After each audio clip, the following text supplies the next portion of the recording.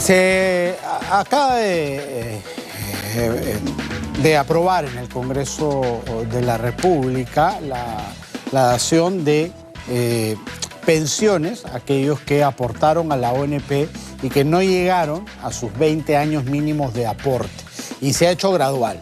Si tienes 10 años te dan 250, si tienes 15 un poco más, hasta llegar a los 19 años. Los que tienen de 20 para más son las pensiones regulares que van entre los 450 y los 850 soles, los que sobrepasaron esa valla mínima que era los 20 años. Bueno, ¿esto cómo afecta finalmente las arcas del Estado? Eso lo vamos a conversar con Arturo García, profesor de ESA. Arturo, ¿qué tal? ¿Cómo estás? Buenas tardes. Buenas tardes, Juan Carlos, encantado. Bueno, era una crónica de una muerte anunciada, ¿no? Era una de las últimas cosas que este Congreso quería sacar antes de entregar la posta al siguiente. Bueno, en efecto, la ley aprobada en el Congreso y promulgada por el Ejecutivo recoge realmente una iniciativa del Ejecutivo formulada el año anterior, en agosto del año pasado, recordemos una propuesta del Congreso de devolución de aportes de ONP que realmente no había nada que devolver y que finalmente fue inconstitucional. Y bueno, el Ejecutivo el año pasado dio esta propuesta que se ha tomado, ¿no?, por un tema realmente justo, porque basa al principio en que, ok, si uno tiene aportes, tiene derecho a una pensión futura, como es actualmente en el sistema privado de pensiones, por ejemplo, ¿no? Entonces, recoge ello. Sin embargo, lógicamente, trae beneficiarios, por supuesto, beneficiarios, pero también un costo por parte del Estado, ¿no?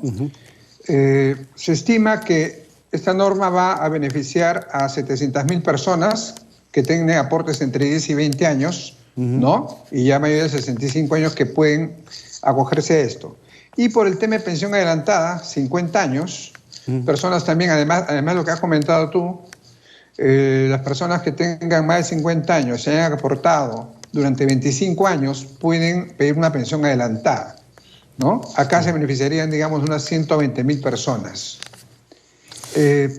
Claro, ahora lo que no se entiende muchas veces es que los aportes, las pensiones de las personas que ya están jubiladas se financian con el dinero que entra y que incluso no alcanza para las personas que están todavía en actividad, ¿no es cierto? Cuando tú bajas esa valla a los 50 años, son hasta los 65, 15 años menos de aporte. Esa plata no va a entrar ya al fijo, sino más bien va a salir. En efecto, si bien es cierto el tema de proporcional a aportes de 10 a 20 años puedan tener una pensión, el tema de la pensión adelantada para 50 años, mira, te digo, en el mundo ningún país tiene la legislación de jubilación a los 50 años. Claro. ¿No? Es más, muchos países están tratando de ampliar. De subir la valla, digamos, más bien, claro. Así es, de subir la valla por encima de los 65. Entonces, bueno, acá sí, digamos, no hay un tema de sustento, digamos, técnico, porque son unas personas que tienen una vida laboral todavía amplia, claro, ¿no? Y sobre todo que el Sistema Nacional de Pensiones es una modalidad de aporte colectivo. Las pensiones que se pagan se financian con los aportes que se realizan. Y hace años este fondo es deficitario y el Estado, el Tesoro, tiene anualmente que desembolsar cerca de 1.000 millones de soles, ¿no? Que lógicamente se financian, ¿no? Claro. Ahora, sí, te escucho. No, y además, ya si vamos a los que van a recibir pensiones con 10 años de aporte o con 15 años de aporte, vamos a tener que, para hacer matemáticas simples en cuanto a edades, te jubilas a los 65, digamos que vivas hasta los 85, son 20 años de pensión por solo 10 años de aporte. Eso va a significar que también de ahí el Estado va a tener que subvencionar parte o gran parte de esa pensión que esa persona va a recibir hasta el último de sus días.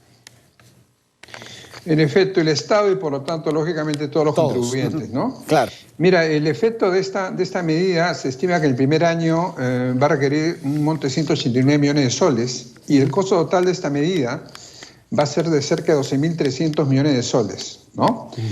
Por tanto, si bien es cierto, el tema de aportes, de reconocer una proporcionalidad en aportes es un tema importante, digamos, el tema es que, ok, esto hay que financiarlo. Además, no debe ser una medida aislada. Tengamos pendiente que el sistema de protección social incluye 3 grandes temas. Uno, salud, pensiones y empleo. Entonces, es necesario hacer finalmente una reforma del sistema de pensiones, también una reforma del sistema de salud y una reforma y un tema de promover el empleo para mejorar la calidad y la formalidad del empleo. Todo esto es un paquete de protección social a los trabajadores para situaciones pues, como las que la pandemia nos ha traído, ¿no? Por lo tanto, urge las reformas. Tengamos presente que la presión tributaria del Perú está hace años en el orden del 14%. ¿La presión tributaria qué mide? Mide cuánto es la recaudación respecto al PBI. Estamos 6 puntos por debajo de la región. El promedio de América Latina es 20%, estamos en 14%. En países desarrollados el promedio es 35% de presión tributaria. O sea, realmente la presión tributaria del país es bajo, ¿no? Explicaciones: alta informalidad en el mercado laboral, 78% de trabajadores son informales, y alta informalidad en el segmento de microempresas. El 50% de microempresas, casi 1.500.000, 1.600.000 microempresas son informales. Entonces es necesario conjuntamente con esta medida que se ha dado ver estos grandes temas, ¿no? Claro, porque además hablamos aquí de pensiones, de ONP, de AFP, pero como tú bien dices, estamos dejando de lado, en esa conversación no entran el 78% de los trabajadores, que no tienen ni ONP ni AFP, y eso tiene que ver mucho con la informalidad del país. Son gente que no va a tener ningún tipo de acceso a ningún tipo de pensión cuando ya no pueda trabajar más. En efecto, ¿no? Digamos, el último año de discusión de estos temas de AFP y ONP se ha referido al 22% de trabajadores formales, pero el cuádruple de eso, o tres veces eso, no tiene ningún beneficio social. Por eso las reformas que le den protección social al trabajador, como salud, pensión y trabajo, son importantes pues, para que el beneficio sea para el gran grueso de la población, ¿no? Y por último, de manera internacional, en el plano internacional, ¿cómo se maneja la filosofía de las pensiones? ¿Finalmente son un derecho o son el derecho en todo caso que tú te ganas por haber aportado y te devuelven lo que has aportado?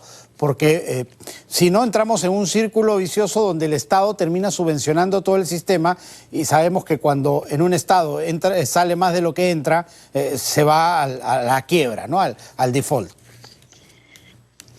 Bien, hay los dos sistemas, el sistema de reparto colectivo, como el de la ONP, pero lógicamente el sistema autofinanciado, ¿no? Y el reparto individual o aporte individual como el sistema privado de pensiones. Se dan ambos sistemas, pero ambos deben ser autofinanciables. En nuestro país el sistema privado de pensiones es autofinanciable porque lo financian los mismos afiliados con sus aportes. En cambio, el de la ONP está desfinanciado, ¿no? Si bien es cierto, es importante, digamos, dar protección social a las personas que no tendrán una pensión mañana, el tema no es solamente ver cómo se destina hacerlo, sino cómo financiarlo para que sea sostenible en el tiempo. Si no, vamos a tener de acá un tiempo, digamos, a unos años, dado que no es sostenible, por decir, si no se hacen reformas importantes en estos temas, irlo quitando, disminuyendo, en fin, y no es viable, pues, la sostenibilidad macroeconómica o fiscal así, ¿no? Perfecto, Arturo. Muchísimas gracias, como siempre. Ok, Juan Carlos, encantado. Buenas tardes. Arturo García, profesor de SAN, ha estado con nosotros. Cerramos así nuestro bloque económico.